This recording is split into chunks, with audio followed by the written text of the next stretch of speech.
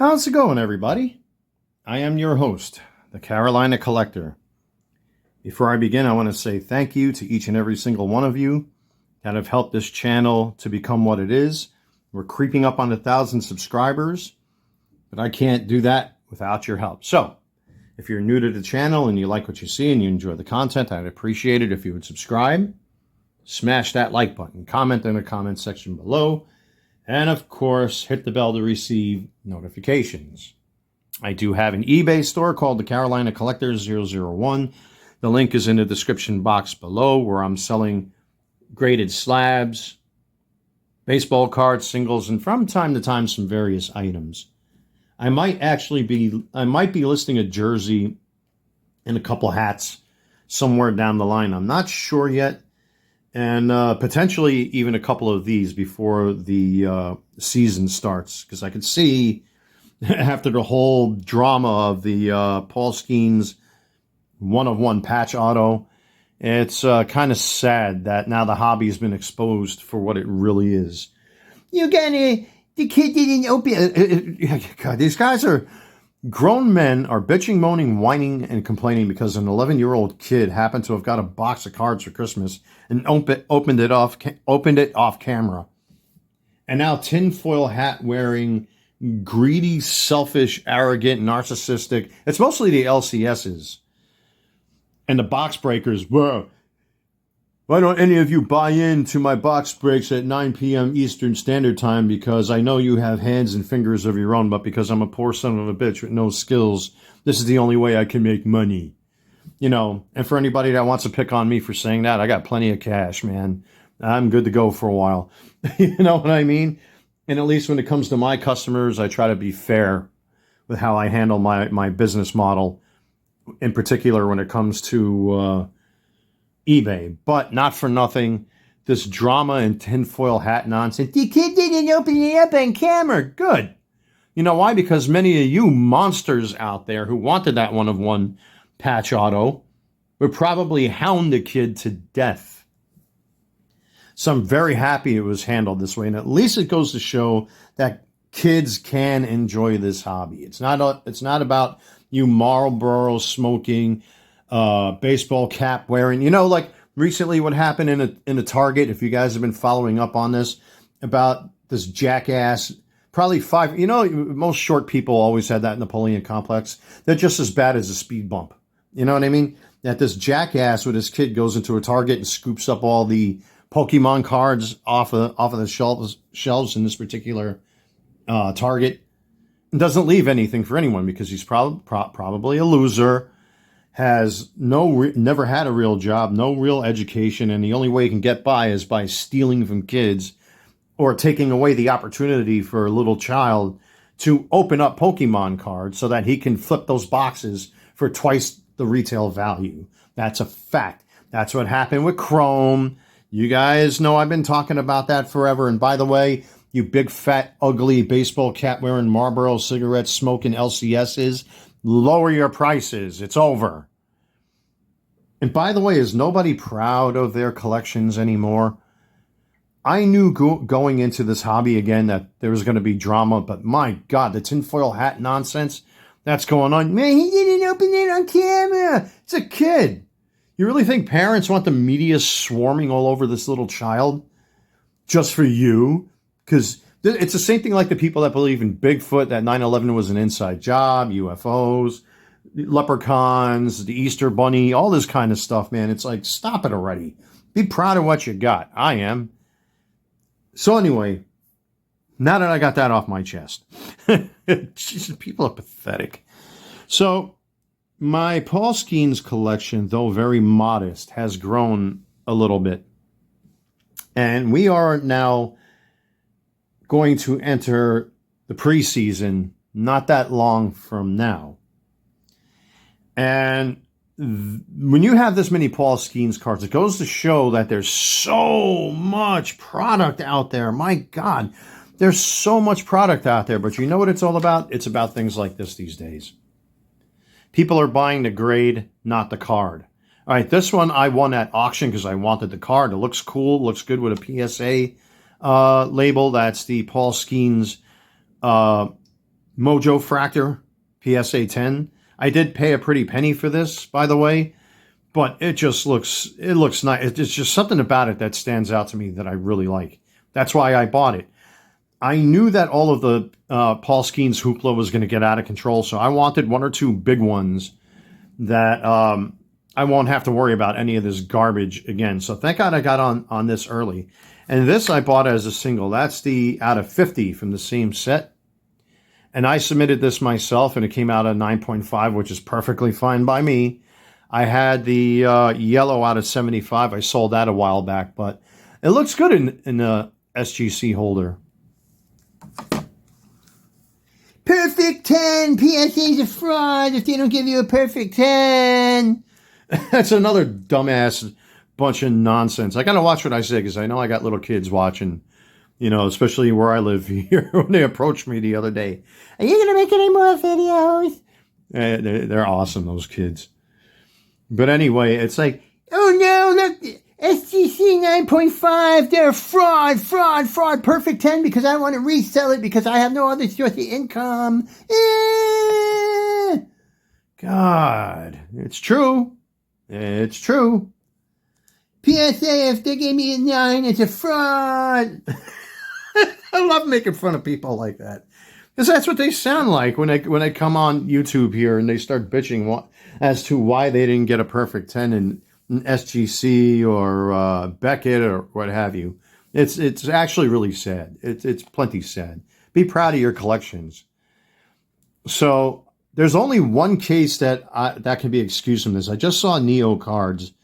He got a Paul Skenes green auto that he submitted to PSA. Came back a 7 only because the card itself was screwed up.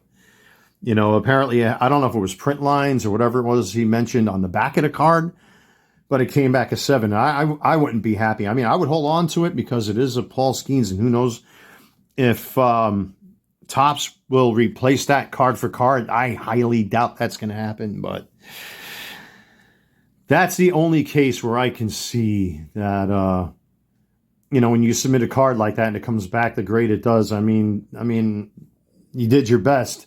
But that's a shame that a Paul Skenes auto got screwed up. Hey, look what happened with my Corbin Carroll orange out of 25 that I submitted back to Topps because it was all screwed up after I cracked it out of its shell. And what did Topps do in kind? They sent me that Cosmic auto. So anyway, let's get into the collection here. I'm plenty proud of this. I most likely will sell some of these. I'm not sure if I'm going to do so just yet. I might wait until the season starts before I start selling these, because there's only a handful of these that I will submit to SGC because I want to color match a lot of these. So anyway, there's our base rookie debut from Chrome. There's an 89 Paul Skenes. Actually, I'll put these up here face down. Little off-center top to bottom. But for somebody that's trying to complete their set, if you're a set builder, even if it's off-center, up and down, top to bottom, it's a decent placeholder. Now, here's another item of controversy that I've been seeing a lot of lately coming up in my feed. The relics and the patch autos and the patch cards. This is a alleged player-worn memorabilia patch. And this is an out of 50. So the only reason I bought the out of 50 is because it looks really good with his uniform in this photo. Excuse me, I'm tongue-tied. sometimes, well, you guys know I don't script my videos, and I try to pump out as much opinion and idea as possible. Sometimes I trip over myself. Come on, man. I'm starting to sound like Joe Biden, aren't I? Come on, man. And a thing, and a thing, and a thing, and popcorn, and hair on my leg. Anyway.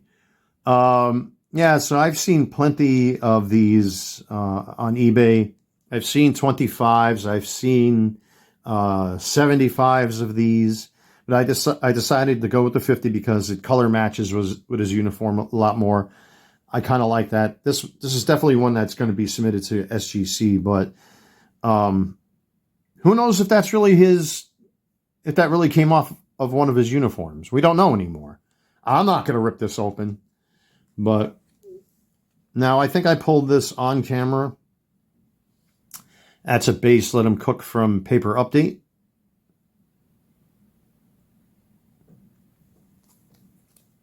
And I know there are parallels of that because I actually have a Jackson Holiday out of $2.99. So we got us a paper All-Star. The next one is really nice too.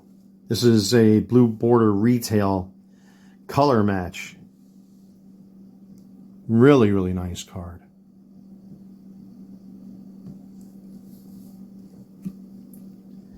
Then we have the Chrome Refractor All-Star, which is nice. And I like that they did this. It looks really nice up on top. All Class Paul Skenes right behind that.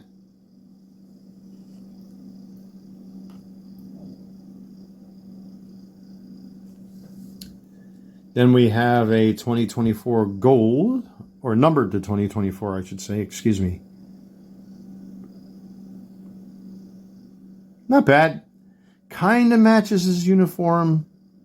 Yes, no, kinda.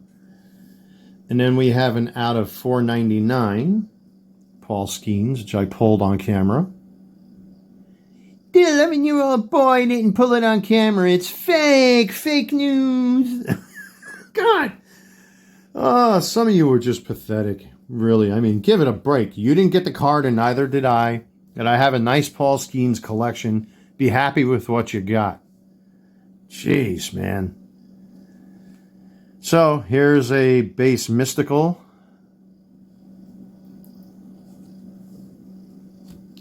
Then we have an 89 paper.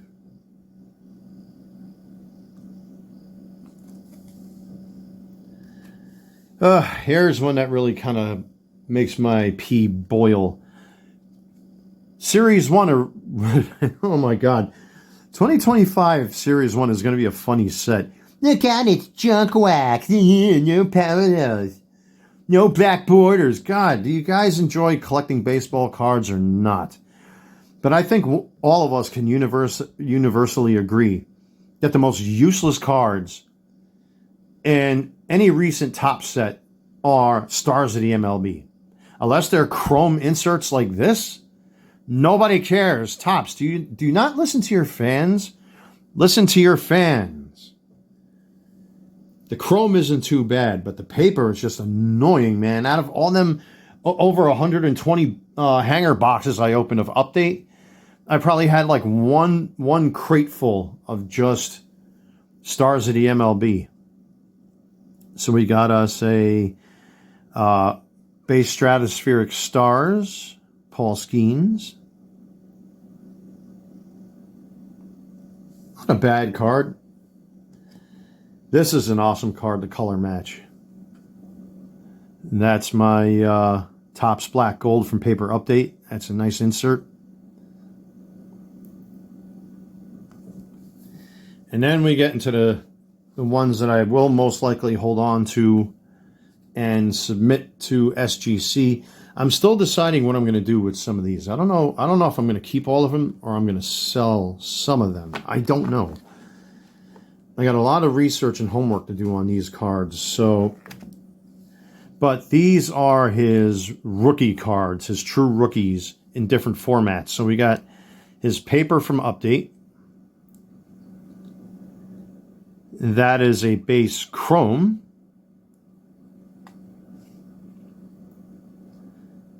Then we have a rainbow foil from Update Paper.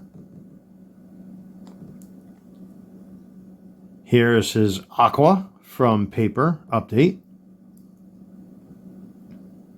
Of course, that was pulled out of a blaster box. I just pulled this the other day. You guys watched that on camera. That's his X-Fractor. These are currently going for anywhere between 30 to 40 bucks at this point. Mine is slightly off center, but still, X-Fractors have always been tricky. They're very hard to gem. Then we have the yellow border, which is really, really nice. I had to, this is the one I had the problem with. Remember, ladies and gentlemen, of the biological type from one of my customers in New York, that they did finally and eventually get their card, but this was my copy of that card. And there was virtually no difference. I was like, what am I going to do with two of these? You know, both of them were just amazing cards. It was more a purchase of impulse than anything. So, but there's the paper yellow border. That's going to look really nice in an SGC sleeve, or slab, I should say, excuse me. Then here's his update gold. And then the daddy of all of these is the yellow foil. I believe there are only 141 or 142 of these out there. This I bought as a single, and I'm glad I did, because if the season starts and he starts performing like the way he did last year, I mean, that's why he's Rookie of the Year, all of these in some form or another are going to skyrocket, especially cards like this. I want to say maybe not the base cards so much, but all of these parallels I can see are just going to go through the roof. Which again begs the question, what am I going to do with all of these other ones? So I'm definitely keeping some of these, like the Relic I'm keeping. Some of these other ones I'm going to keep. I really got to see it. It takes time and research to really sit down and say, all right, what am I willing to let go? By the way, that's another thing as an eBay seller of sports cards.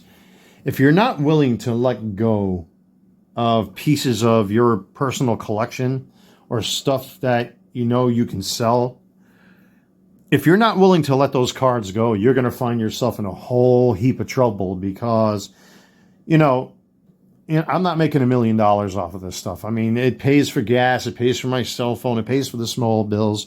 I roll some of that money right back into the hobby. I buy stuff to review here on the channel and whatnot. But, you know, if you're not careful and you don't teach yourself to let go of things, you can get stuck in the rabbit hole. You can be trapped in there, and you can find yourself in a financial disaster. So I'm going to sit down and see what I am going to sell raw. I would like to do that before the season starts, because his cards are just going to go to the roof. Especially now with the 1-of-1 patch auto. Tinfoil hat, they didn't show it on camera. It's a scam. I love doing that. But I'll see where I'm at, folks. Anyway, listen, thank you so much, everybody, for checking out this video. Like, comment, subscribe, hit the bell to receive notifications. And again, check out my eBay store. This has been a very busy week for me. You know, I finally got my birth certificate on its way. New York City approved it to be released, which is great. So that this way I can get my real ID, I can get my passport. There's a whole bunch of things that I can do. Having an authentic birth certificate in my possession, which is great. I'm dealing with this for like almost 2-3 weeks now. And now they're finally releasing it. Thank God. Anyway, check out my eBay store. Link is in the description box below. I am your host, the Carolina Collector. Take care. God bless. Stay safe. And I will see you all very soon.